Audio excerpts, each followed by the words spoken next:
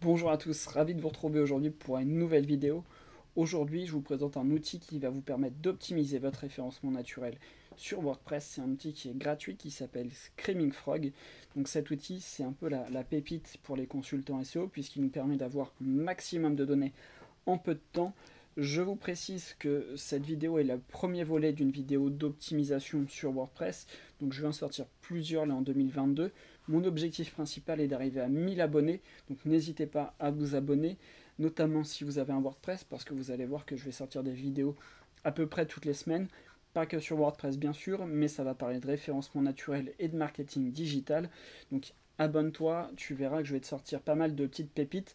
Et la première, c'est celle-ci, donc c'est comment optimiser un site internet avec un outil SEO qui est gratuit en partie, puisque comme je le disais, tu peux aller voir jusqu'à 500 URL et tu peux surtout avoir de la donnée très précise. Et c'est là ce qui m'intéresse, c'est de pouvoir vous apporter de la donnée précise pour que vous puissiez être en autonomie et que vous puissiez travailler votre référencement naturel. Si tu as une boutique, si tu as un site vitrine, tu pourras commencer à travailler ton SEO juste après cette vidéo. Donc là, je vais te montrer un petit peu comment fonctionne cet outil. Donc là, en haut, tu peux mettre l'URL de ton site, donc regal.fr, là, tu peux le mettre. C'est pas mon site, hein, c'est un site que j'aime bien, donc je l'ai mis ici. Ici, tu vas reprendre le crawl, vider le crawl, donc c'est-à-dire que ça repartira à zéro. Quand je dis crawl, c'est analyse. En gros, c'est un peu la traduction. Crawl, donc là, on a le 7%, donc c'est l'état de l'analyse. Donc là, ici, on a les différentes rubriques, donc interne, externe, sécurité. Donc c'est tout ce que va aller analyser l'outil. Code de réponse, URL, titre des pages, métadescription, etc., etc.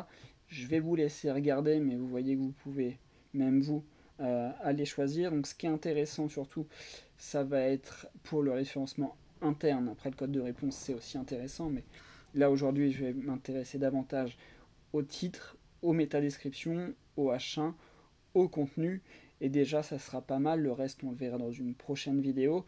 À savoir que vous pouvez également plugger gratuitement Google Speed, Google Analytics et la Search Console pour avoir des données directement sur Screaming Frog. Ça, c'est assez récent, donc c'est vraiment pas mal, et même les métriques des liens. Donc voilà, vous allez pouvoir mesurer le PageRank interne, etc.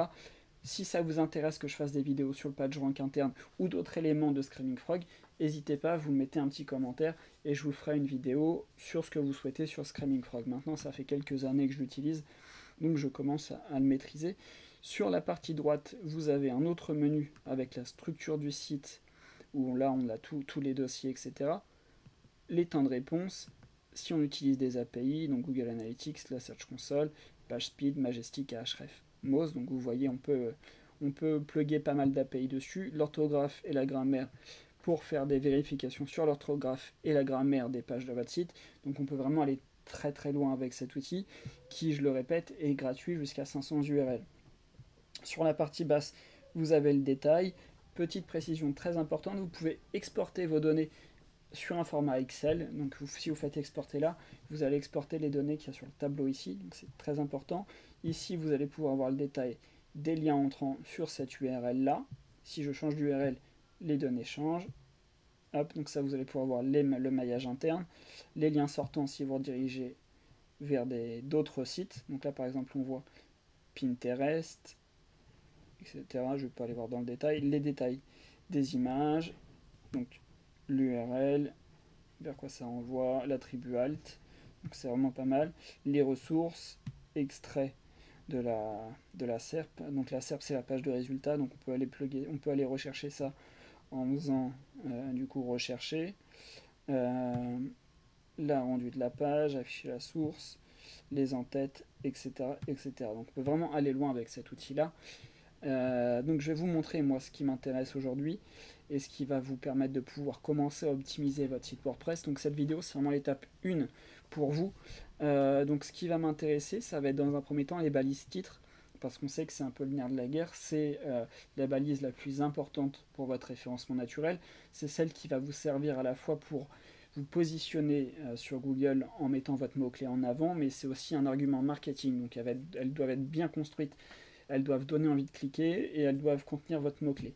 et elles doivent être d'une taille correcte, donc pas plus de 65 caractères, espace compris, et pas moins de 30 caractères. Donc vous allez pouvoir voir ici toutes les balises titres de votre site en cliquant sur tous, ici en passant de gauche à droite, pardon. Et ici on a votre titre, la taille, si c'est des titres qui sont indexés ou pas. Donc indexé, indexable, c'est visible ou non pour les moteurs de recherche, pour faire simple. Ici, on a les titres en double. Donc là, c'est pas compliqué. Si vous avez des titres en double, vous copiez votre URL là, vous mettez en mode admin et vous allez modifier votre titre en direct. Si c'est trop grand, pareil, vous faites ça plus de 65 caractères, vous copiez ici et vous allez modifier votre titre. Moins de 30 caractères, c'est pareil. Donc ça veut dire un peu après la même chose, mais c'est en règle de pixels, identique à la H1. Donc là-dessus, des consultants SEO vous diront des avis un peu différents du mien. Pour moi, la balise H1 doit être différente de votre balise titre, parce que pour moi, on utilise deux informations différentes pour la même chose si on met du contenu identique. Donc je vous conseille de faire assez différent. Pour moi, la balise titre, elle sert à présenter votre contenu, et la balise H1, elle sert à développer votre contenu. Si je vais un peu vite, n'hésitez pas à mettre pause dans la vidéo et à revenir en arrière pour voir un petit peu les informations intéressantes. Ici, on a la métadescription. Donc on a toutes vos métadescriptions, les méta manquantes, idem, les doublons, trop grandes ou trop petites. Donc là, c'est pareil, vous faites copier, vous allez dans l'admin et vous modifiez votre métadescription. Vous allez voir que ça va aussi améliorer votre référencement naturel. Enfin, attention, parce que là, les puristes, ils vont me dire la métadescription, elle sert à rien pour Google.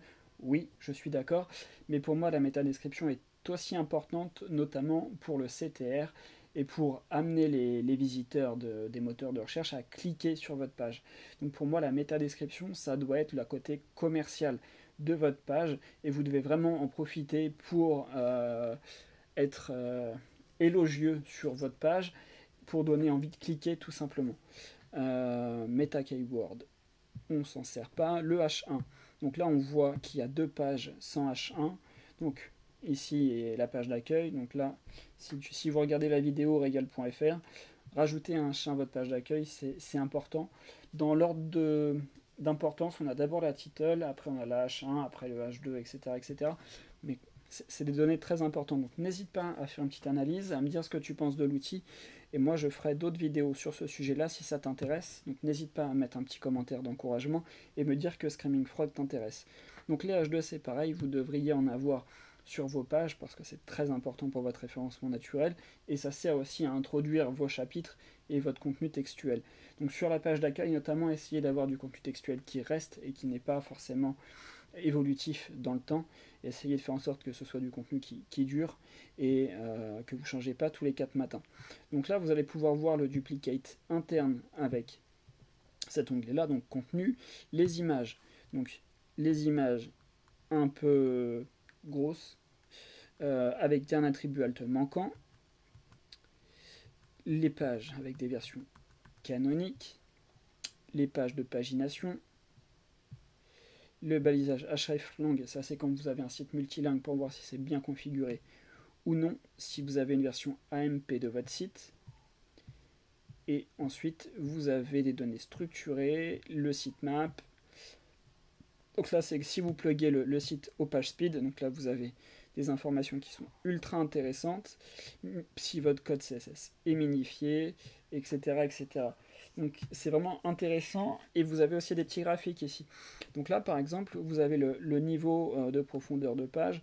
Donc là, il y a une page à 0 clic, donc forcément c'est la page d'accueil, une page à un clic, n'importe quoi, 125 pages à un clic, environ 85 pages à 2 clics, etc., etc. Donc ça c'est vraiment intéressant aussi d'avoir une vision sur votre profondeur, sachant qu'en général la pratique c'est essayer de ne pas dépasser du coup 3 clics de profondeur pour votre arborescence. Voilà, donc j'ai fait un premier tour de cet outil pour vous apporter des informations intéressantes pour que vous puissiez améliorer votre référencement naturel sur WordPress. N'hésitez pas à me dire si cette vidéo est intéressante. Si vous avez des questions, n'hésitez pas à vous les mettre dans les commentaires. En tout cas, moi, ça m'a fait très plaisir de refaire une petite vidéo. Et promis, on se revoit assez rapidement. N'hésitez pas, les anciens, à me faire un petit coucou également. Je vous refais une vidéo pour dimanche prochain, certainement sur un autre sujet, ou pourquoi pas sur WordPress si vous me le demandez. En tout cas, je le répète, c'est la vidéo numéro 1 sur WordPress, j'en ferai plusieurs, donc n'hésitez pas, abonnez-vous et activez la petite cloche. Je vous fais des bisous et je vous souhaite le meilleur pour 2022. Au plaisir de vous retrouver, à bientôt.